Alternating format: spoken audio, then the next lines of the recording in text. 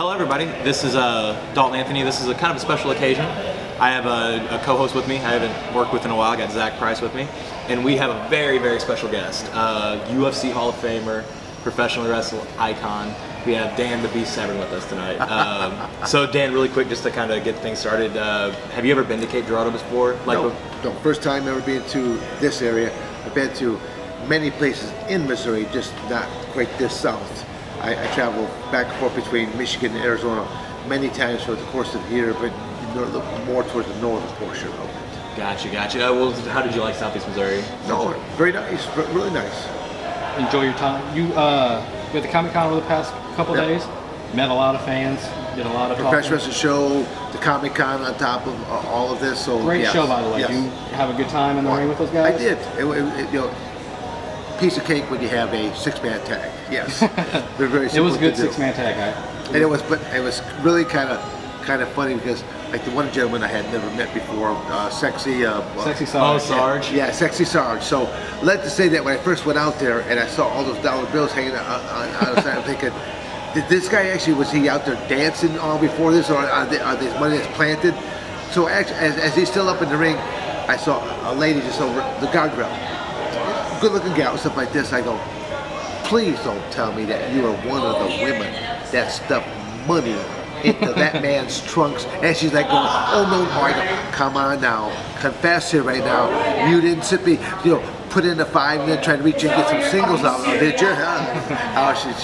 She had a blast with me. Yeah, because it was one of those. I think it was actually Zach, or it was the guy who was sitting with AC. Told me, he's like, all right, we have one more dollar bill left. If Dan comes by, are you gonna hit him with that dollar bill? And I was like, honestly, don't know him. I don't think I'm gonna try it.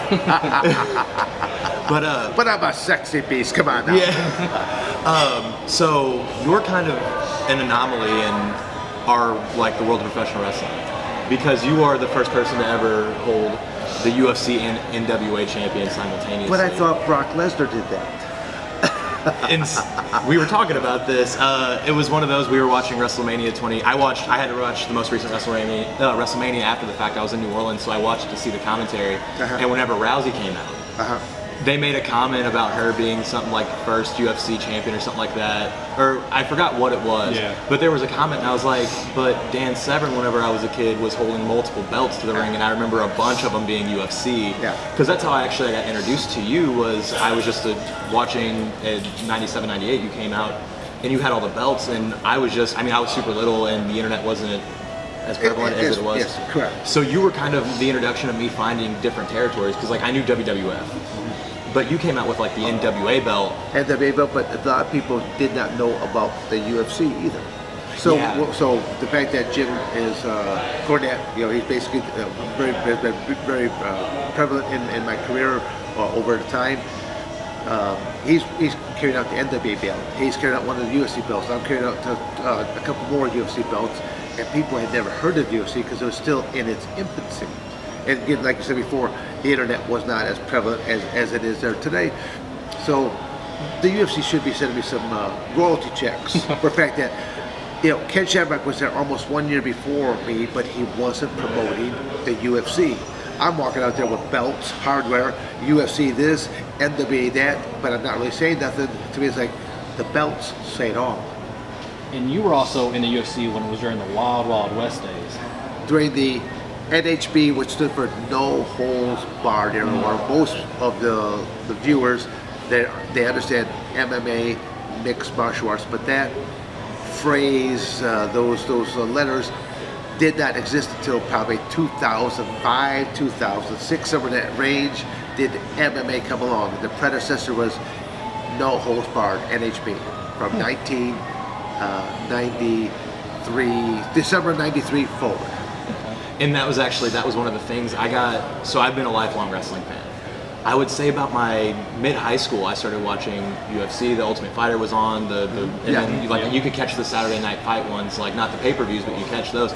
And they would show the training grounds they did that they did the show fights for, and they had the UFC Hall of Famers, their pictures up on the wall. And I just remember saying, I was like, that's Dan Severn. Because I remember you from wrestling. I didn't even know you were a UFC fighter until later. I just know you had a bunch of belts and you came to the ring that way. Because I was really young whenever you were doing your WWF run, so I knew those weren't that wasn't the European or the Intercontinental belt. Those were belts I didn't know, and I saw NWA, so was able to watch that, but I had no idea I didn't know what the UFC was, and by the time I knew what it was, it completely lost my mind. Like it was out of my mind that that's what those belts were. Yeah. And it was one of those like, I didn't know that was a UFC fighter, and then I started going back and watching that, and it was so much different because they already had the weight classes and they already had a lot more of the rules. Yeah, and a lot of the rules. Like today's product, the mixed martial arts has either 47 or 49 rules to it today, whereas back in that no holds barred era, they had just the 2 rules: do not bite the opponent and no sticky fingers in the eye sockets, no eye gouging. So into the rules. So no weight classes, no time periods, bare knuckled action, and it was an 8-man tournament. I say 8-man because women weren't competing either at that point in time. Not until again into like the mid to latter 2000s did women's competition emerge into mixed martial arts as well. So again, it's been a long road, but fast forward to today, mixed martial arts is probably it has outrated a lot of other programs. Yes. Even a lot of the playoff games and things of that nature has overshadowed them just because of certain matchups that people really wanted to see. I'll let you ask me. I want to go back in time just a little bit because you said earlier you started amateur wrestling. Well, earlier we were having dinner with you. Amateur wrestling when you were in the seventh grade, 1969. Yeah, and then so as your viewers are trying to put the math, I go, geez, oh Pete, 7th grade, 1969. Yeah, I started my amateur career in 1969. By 1971, as a freshman in high school, I started teaching the sport of wrestling. By 72, I won my first national title. And you guys were like, born when? 91. 92. Yeah. Again, it's just, I just assumed that I've been competing longer than most of the people I know been alive. It's been quite the career, to know that I utilized my amateur wrestling ability to first, I traveled the entire United States. I've traveled to every country that has ever had a wrestling program, some countries that don't even exist anymore. So quite an education, and it did pay for my education. I went to college on a full athletic scholarship for the sport of wrestling. And I coached at Arizona State, I coached at Michigan State, I was the head wrestling coach for the Michigan Wrestling Club. So again, coaching, I left Arizona State with a teaching degree in industrial arts, secondary ed, things of that nature. So again, I've been a teacher, as I said, started teaching in 81, and then by 71, but by 1981, I ended up getting my actual certificate from Arizona State that says, hey, you are a teacher. I just got to smile and go, yep, and there, just put it with the other certificates, keep on going. So you were talking about the rules back in the early UFCs. Yeah. No hair pulling, no eye gouging. Oh wait, no biting, no eye gouging. Okay, yeah. You can pull hair, headbutt, fish hook. Yeah. So you were talking again at that dinner that we had earlier tonight. Yep. You were talking about your last professional fight was in 2012. Yes. Yeah. Yes, all right. So that was, you had all those rules, and you fought along, like you kind of grew with the sport. And that was interesting because that's what I was going to ask. How did the rule change affect that thing? As it was changing, it's not like we just threw a light switch and it just switched from no holds barred to mixed martial arts. It was changing state by state. So I would be in maybe a state like North Dakota, and I've got my opponent pinned up against the cage wall, down around pinned up the cage wall, and I'm thinking, I don't know if I'm allowed to throw a knee to the head of a grounded opponent, for example. And I'm like, hey ref, I'm tipping my hat to my opponent right now, but I did not have any rule violations against me. I mean, I had him down in a good hope, but the fact that I'm carrying on conversations with the referees to find out what the rules are as they are materializing, opportunities, stuff like that. That takes a lot of control. Yeah. Now, and if I'm not allowed to ask, you can tell me, but the Brawl for All? Yes. You were in the first round of that. I was never supposed to be the Brawl for All at all in the beginning. The Brawl for All, again, I don't know whose concept this was. Was it a success or complete flop failure? Okay, but at the same token, it wasn't my idea. It was management. We'll leave it like that. Management. I still don't know who did it, but management's got to take the blame for it. They come up with this idea that we're going to do this real like a tough man style type of event, incorporated the professional scene. It failed miserably because people tune in to professional wrestling to watch professional wrestling. Mm-hmm. It's like, are you guys going to tune into opera? Probably not. Yeah. Okay, so nor am I. Mm-hmm. Okay, I'm using that example. It's like some people, they're really into that kind of thing. Some people aren't. Well, same thing there too. You don't try to put something in that doesn't belong in that sector. So it failed miserably. But when they made this announcement, again, I don't remember where I was at whatever show. Was it a Monday Night Brawl? Was it a Tuesday night taping type of show?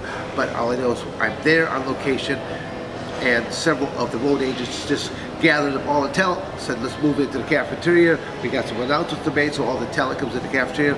We got this concept we're going to do called the Brawl for All. They're giving the kind of the scenario that goes, but the only two guys that are not allowed to be in it are Shamrock and Severn. You're not allowed to be in it. So as soon as it basically said I'm not allowed to be in it, I walked out of the cafeteria. Didn't have to listen to them more. Doesn't pertain to me. So this goes on for a couple weeks, and then, out of the blue, I'm waiting. I'm at the location. I'm waiting to see, will I wrestle tonight? Because they had this big dry easel board set up to where all the matches are lined up right there. But matches change because if your promo went too long, if your match went too long, also they pull up the dry erasure, this match now is bye-bye because they have monthly pay-per-view. So there's certain storylines that must go through because it leads up to their monthly pay-per-views. And other matches simply go, well, we'll put them on next time. So I'm at the arena, waiting to see, am I going to go on? One of the road agents comes up to me and says, hey, Dan, how would you like to be in a Brawl for All tonight? I'm like, against who and how much? They throw me a name, Godfather, they throw me a figure. I go, sure, but I don't want to wear the 20-ounce boxing gloves. They're like, well, you can't go out there, better not go punch. I go, I'm not going to punch him at all. I go, I will show you what a real wrestler can do without ever throwing a single strike at that point in time. And I go, I am that guy. I am the real wrestler. And they did not. They would not allow me to do it. No, it's one of those things. In hindsight, I wish I would have said, hey, no problem, just went along with it. It just walk out there. Once I got out there, talk to the referee, say, hey, referee, now take my gloves off. Because he won't know any different. It's part of the show. He'll take the gloves out off, and I just do what I want to do anyway. There are some moments I wish I could go back in time, but since it doesn't exist, I always say I made whatever decision I made, I move forward. So, but it worked out the way that I wanted. I won the match, but as soon as I walked back through the curtain, the same road agent that said I was in it comes up and goes, now you're out of it. What happened? Was not the right outcome? Did not the right outcome take place? So again, management. Yeah, because that's one of those, like, looking back at it, like, because it didn't go super well. No. Towards the end, like, what happened at it, but like, you versus Butterbean, I don't think Butterbean probably would have taken that fight at WrestleMania if it would have been like, oh no, you got Dan Severn. Well, but at the same time, I'm not known as a striker, So, Yeah. but it's, I like Butterbean. I've done a couple matches with him, stuff like that. So I really have enjoyed getting to know him and stuff like that. Great character, Yeah. So, but they didn't go so well for the debut. Really, it was the whole purpose of that whole concept was for the introduction of Dr. Death, Steve Williams. So yeah, it did not go all that well for that introduction because the hopes was that he was going to come on the scene, do things, and that's not the way it went. So, and since us being leaning more towards professional wrestling, what was your favorite thing to do in like the sport of professional wrestling? My most favorite thing in professional wrestling. Well, I'll say like highlights. The fact is that I worked for the #1 company in the world. I worked for the WWF at the time. I was involved in a match at Madison Square Garden. So to say that you're involved in the #1 company in the world, you're involved in a match at Madison Square Garden. That's kind of like the utopia now in the story. Because realistically, how many other really good and positive types of things are there? Not really, because they did not know how to utilize me. Their creative team never really came to spoke to me. I did not know how much latitude I had to speak on my part. Again, you gotta realize, I'm simply just winging this, by the seat of my pants. The only thing that I really wanted was a non-exclusivity clause, because, Vince McMahon nor Jim Ross or anybody else knew how old I was. And I wasn't about to simply just give you information like that, because it turns out I was their oldest rookie ever at 48 years of age. Vince was shocked at the time, and when he found that out, he actually looks at Jim Ross and goes, well, Jim, who's our oldest rookie ever been? And Jim just goes, Dan. And but I did not look my age nor act my age. But I say this, they did not know what they had with someone like myself, because I'm a guy that my word and my handshake means more than that silly piece of paper. And I've gotten that from you the past couple of days. And it's sad to say, you need paperwork and triplicate and so on, and it still means that I still got to get my attorney and to try to crush this way, because most people's word don't mean a hill of beans. And I say the statement, as a matter of fact, as I probably said it to you before, professional wrestling is the absolute worst industry I have ever been involved in. Now, as a whole, I have met some wonderful individuals in this, but as a whole, the absolute worst, because it doesn't follow the most basic principles of business 101. And I use this storyline a number of times. I go, name me, you guys know who Stone Cold Steve Austin is, correct? Yeah. Okay. Yes. Where else, other than in the wacky world of professional wrestling, can you drink not one but 2 beers on the job? Tell the boss what you think of him, and then take over the company. Now, and flip people off, okay? In the real world, if you should be, say, drinking on the job, you're fired. What's going to happen? No, you'll get fired. You're fired. Right? And if you stick around, more than likely they're going to call the cops on you. Mm-hmm. And your next your next wrestling match is going to be with Big Bubba, your cellmate. And he's playing for a whole new set of obstacles. And he's going to sell you off to his roommates for smokes. Now, had they done that professional wrestling angle, I could have bought into that, because that's what happens in the real world. But I guess the theme, prison bitch, would not have been a very good character. Very few characters would have been that individual. I mean, in that time frame, it's not something I think they would have completely dismissed. No, not during the Attitude Era. They were pushing boundaries anyway. So, to me, I just don't think they thought of that. Yes, but you were going back to they didn't know what to do with you. Right. Like, I think in 2018, if they had somebody like you, I mean, top of the card. Because that's something they kind of look for now. Like, we see that with Lesnar, we see that with Rousey. Yeah. They have somebody that has a quote-unquote legitimate athletic background compared to the world of professional wrestling, and they get shot to the moon. Going back and watching your stuff, and like I said, I loved watching you in Attitude Era, because you came out with all the belts, and you didn't have... There was no pizzazz about me. It was really just plain Jane walking out there. I'm not cutting no promos. I'm just going to take care of business. Black trunks, gray shirt, yes. And you just went out and just destroyed people. That's Lesnar now. That's basically what he does. But also, another element, WCW had a wrestler by the name of Bill Goldberg. Now, I ended up meeting Bill later in years at a business meeting over in California somewhere. I don't remember where, but we're at a business meeting, a few other men, and I get a chance to meet him, and we're kind of chit-chatting. And after a while of getting to know each other, he just reaches over the table and goes, "Thank you." I go, "For what?" He goes, "Dude," he says, "I was you." I go, "What?" He says, "I watched you." He says, those crazy eyes, antics, stuff like this. He goes, "I played you." I'm like going, I laugh. I go, "You did me better than I did myself." But again, a lot of it boils down to, I think, a lot of it boils down to timing too. Was that the time for that to happen for you or not? Because it's kind of tough to break new boundaries in in wrestling, stuff like that, when they're used to doing things a certain way, stuff like that. And the fact that they had no control parameters on me. I was a non-exclusive contracted athlete. I could work for anybody, including WCW and ECW. They both existed.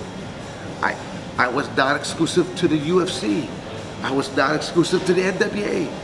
So literally, I mean, I always tell people, I was my own man. That is unheard of today.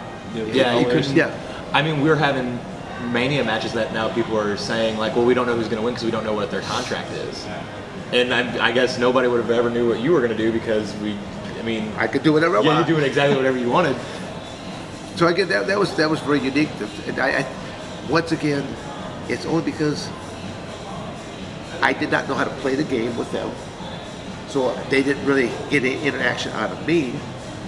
But at the same token, it's not like they're the ones that have been in the business for how many decades now? Yeah. Has there been the WWE, the WWF, the WWF?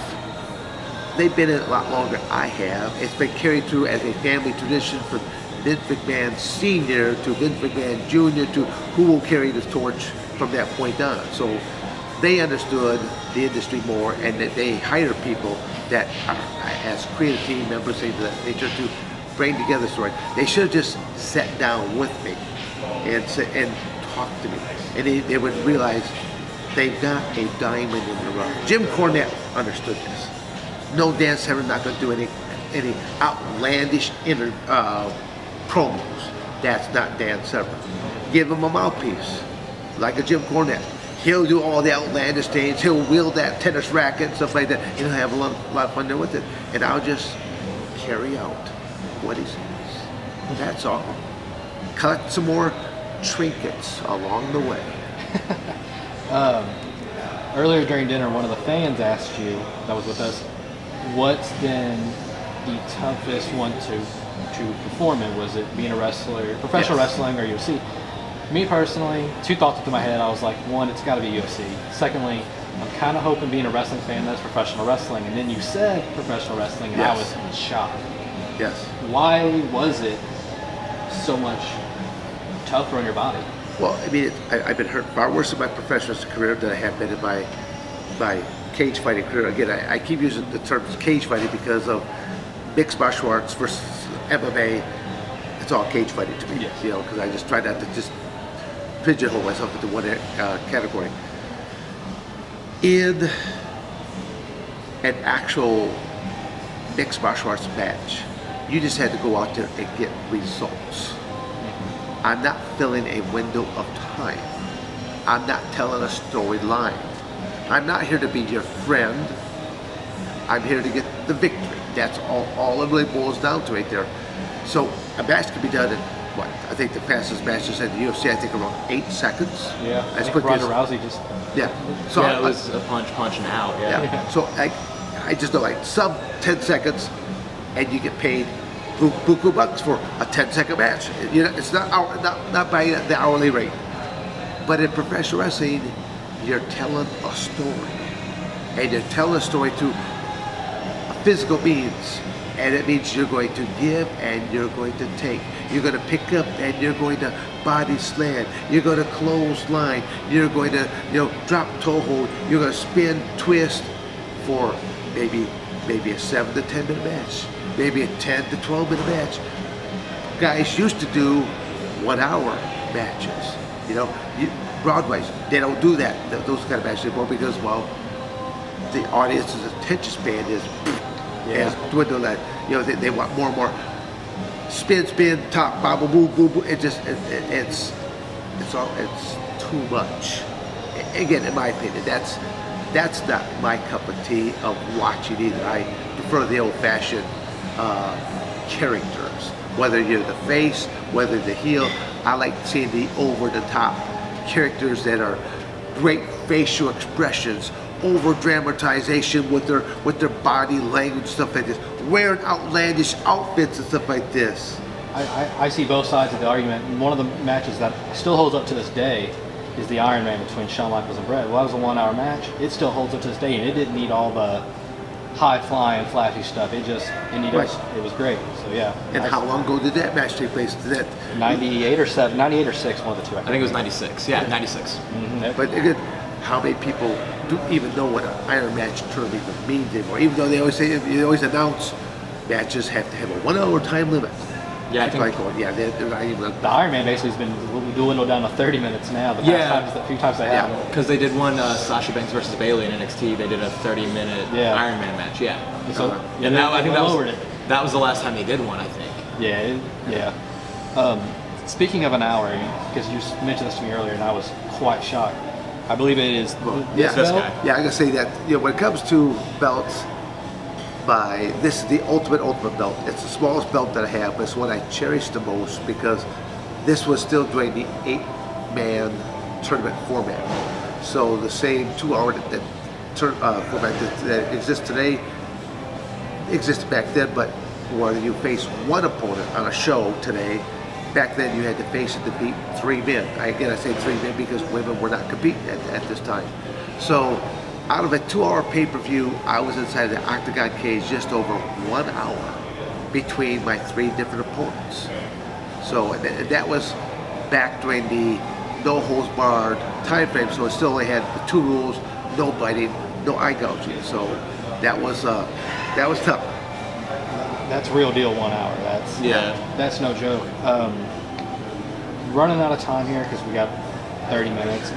Do you have a final question? And then I got a final question too, but if you want to go first, you can. In the world of cage fighting, if there was one person that said, Dan, I want to fight you in 5 months, who would it be? Give you time to train, give you... There's I have no axe to grind with any of the young talent coming up. If anything, I would rather go towards more of a vintage old fart that I would do a match for. And there's no secret about it that in my final several years of competition, I adamantly was seeking out just 3 matches. Right in order, I wanted a Mark Coleman, a Ken Shamrock, a Hoist Gracie. If I could finish out my career with that 1, 2, 3, just like that. But Mark has had a couple hip replacements. He's got artificial hips, so he's off that list. And I've gotten a chance to get to know Mark a bit more. So we've become friendly and that's towards each other. I've helped him out a number of times for getting them bookings on different things, and actually just more recently he threw a couple bookings my way, so I'm thinking must be all cool and kosher at this point in time. And but Shamrock and Hoist Gracie are still viable commodities. I was supposed to face Ken Little over 2 years ago for an event that he had signed an LOI, a letter of intent. He even took a cash advance, and he was supposed to have done a match with me on a Sunday. Again, I can't give the exact dates because I don't remember those days, but it's going to take place on a Sunday. And yet then he starts making this Twitter announcement that he's got a big announcement coming up. I think it was about to announce him and I's match. No, he announces he's about to do a match with Hoist Gracie on Bellator. So I had to make the company aware to say that, Ken's about to do this. You might want to, make some phone calls, get things in alignment. I just say that the match never materialized for a lot of different reasons, but those are about the only 2 people that are still viable type of potential opponents, but I'm not going to wait for them. I put it out, take advantage of it, because eventually Dan Severn is going to be too old. Mostly, as it is, I've had to jump through a lot of extra hoops for that one. I had to go through extra, CAT scan, myelogram, things of that nature, stress test, EKG. I passed them all with flying colors. And then I had to stand there before 7 athletic commissioners who cross-examined me as to why. They did do their due diligence. Is Severn in dire straits financially? Does he need another payday that bad? And they came up like, your record's impeccable. You've got phenomenal win-loss ratio. You got all this stuff going. They're like, why? At your age, why? And I said, well, gentlemen, I'm not asking to go against this young buck over there. I said, because my time has moved along. But to go against another vintage person, it's very marketable to do a Shamrock 3 or to do a Gracie Severn 2. Very marketable. Well, my last question is, you come into these Comic Cons, you do these appearances for wrestling promotions, but one of the cool things that I found out is that you also go into police stations or police academies, and you help train them on how to defend themselves against people taking to the ground and stuff like that. The thing that I do, especially I started this back probably around 1994. I had a national training company that approached me first and said, "Can you help us with our ground defensive tactics program?" And I'm like, I have no idea because I don't know what you guys do in the first place. And so I said, so if you show it to me, and they show it to me, I go, oh yeah, I can improve upon what I'm seeing here right now. You know, and that's where, not only do I work with law enforcement, I work with corrections, air marshals, border patrol, and military. I take a great deal of pride in what I do with military and law enforcement because they don't have a referee. No. Yeah, there's nobody pulling them My off. dad used to be a police officer, so that's why I take much respect in hearing the story and wanting to get it out there. They're going to say, oh, you got me. No, your tap out means lights out rep. So I'm very passionate, and I get rather angry when I realize you have politicians and legislators that have never done your job trying to tell you now how to conduct your job. I'm like, you live in a lily white gated community. Yep. You think you know how the other half lives? No, you don't. Your closest thing to understanding what an immigrant is you have a servant that either cuts your grass or who does your house clean or something for you. You don't understand. To me, it's like, it's ridiculous. To me, unless you're former law enforcement, you have no right to put your 2 cents worth in on anything. Same way with military, the whole 9 yards. Unless you're military, you understand the mindset of strategic defense, things of that nature. No right to put your 2 cents worth into it. Again, everyone has a gift, a skill set with it. My gift is I understand physical mechanics. I am living proof of that because of, to have had 100+ matches. I'm not cauliflower eared up. My nose still sits in the center of my face. Teeth crooked. They've always been crooked. They're still originals. Getting punched and beat up, you can have an intelligent conversation with me on different things.